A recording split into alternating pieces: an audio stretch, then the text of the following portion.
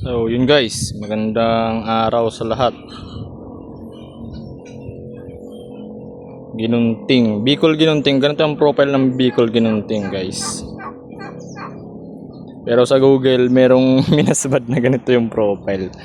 Aray ko. So ito yung Bicol Ginunting.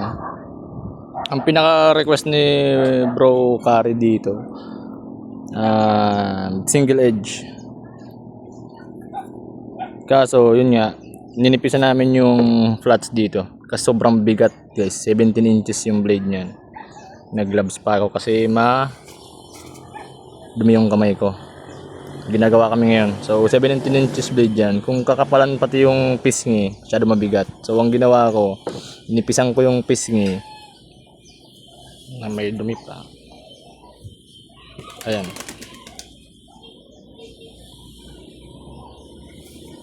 Nag-asymmetrical edge ako mga brother. Dito lang yan may edge, sa kabila wala na yan. Oh. Dito mayroong edge. Kaya pabor pa rin sa kanan. Pero kahit i-strike mo na galing kaliwa, may kapit pa rin guys. Ganun kagandang asymmetrical. Pero more on makapit siya pag galing kanan yung strike. So sa handle nakikita nyo mga brother, ayan.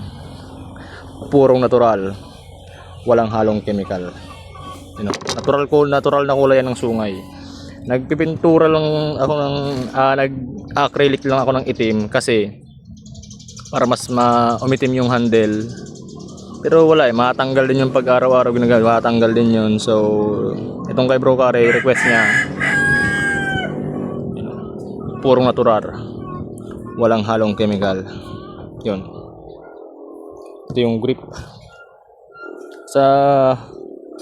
Mas malapad-lapad lang ng konti sa kamay ko yung kamay ni Bro Kari, pero all goods yan.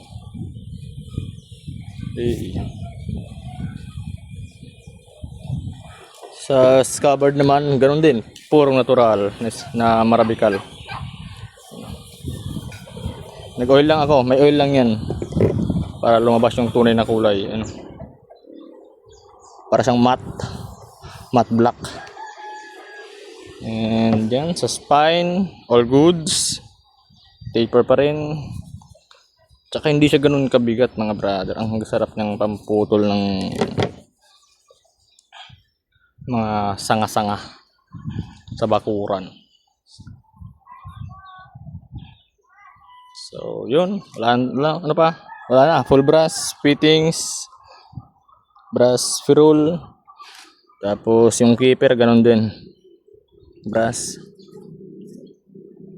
Sarap sa kamay. Ito yung guys, Bicol Ginunting.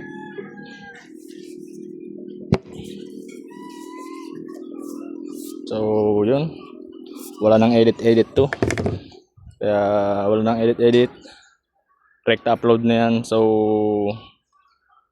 wala kayong makikitang kung anong kabaklaan na ginagawa sa video. Naka-gloves lang kasi madumi yung kamay ko. So yun, pa-share na lang mga brother para makita naman ng iba yung mga build natin dito sa Bicol own blades. Let's go. Thank you.